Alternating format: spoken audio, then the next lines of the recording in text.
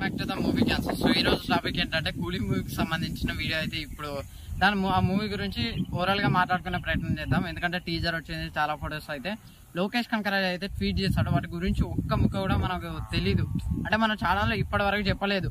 So ఇప్పుడు క్లుప్తంగా మాట్లాడుకునే ప్రయత్నం చేద్దాం. ఇంకా ఎవరైనా మన ఛానల్ సబ్స్క్రైబ్ చేసుకోకపోతే సబ్స్క్రైబ్ చేసుకోండి. So let's get in to our video. Rajinikanth గారు అయితే మెయిన్ రోల్ లో హీరో హ్యాక్ చేయబోతున్నారు.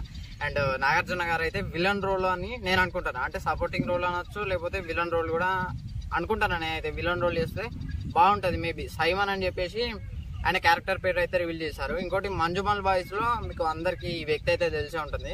సో ఈ వ్యక్తి అయితే నిన్న ఈ వ్యక్తికి సంబంధించిన ఒక పోస్టర్ ను కూడా రిలీజ్ చేశారు. మొన్న రిలీజ్ చేశారు. నిన్ననైతే నాగార్జున గారితో రిలీజ్ చేశారు.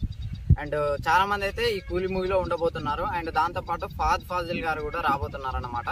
సో వీళ్ళ నలుగురు కాంబినేషన్ ఎలా ఉండబోతుంది అనేది అయితే మనకైతే ఈగలుగా వేడిస్తున్నాను నేనైతే. అండ్ ఉపేంద్ర గారు అయితే ఈ మూవీలోకి అయితే రాబోతున్నారు ఆన్ బోర్డ్ అని చెప్పేసి లోకేష్ కనకరాజ్ గారే ట్వీట్లు అయితే ఇస్తున్నారు. మరి దీనికి సంబంధించిన ప్రొడక్షన్ ఏదో, అంటే ప్రొడక్షన్ బ్యానర్ ఏదో నాకైతే ఎగ్జాక్ట్ గా తెలీదు. తెలిస్తే మీకు అప్డేట్ చేసే ప్రయత్నం చేస్తా. అండ్ ఈ మూవీకి అనిరుద్ అయితే మ్యూజిక్ ఇస్తున్నారు. ఇచ్చి పడేసింది అనిపించింది. ఒక థీమ్ అయితే వీళ్ళ మేబీ కేజీఎఫ్ లో మీకు చూసుకున్నట్లయితే పోస్టర్స్ ఉంటాయి. కేజీఎఫ్ లో పోస్టర్స్ ఎట్లా ఉంటాయి, డార్క్ థీమ్ లో ఉంటాయి. సో అట్లనే ఈ కూలీ టీజర్ మొత్తం అట్నే ఉంటాయి. ఒక వస్తువుని మెయిన్ హైలైట్ చూపించాలి కాబట్టి గోల్డ్ అయితే హైలైట్ చేసి చూపిస్తున్నారు. వాచ్లు అయితే ముఖ్యంగా వాచ్లు ఉన్నాయి, గోల్డ్ బిస్కెట్స్ ఉన్నాయి.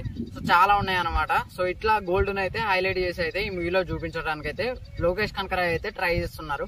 సో మరి ఇది ఎల్సీయూలో కలుస్తుందా కలవదా అనేది ముందు చూడాలి మనం అయితే.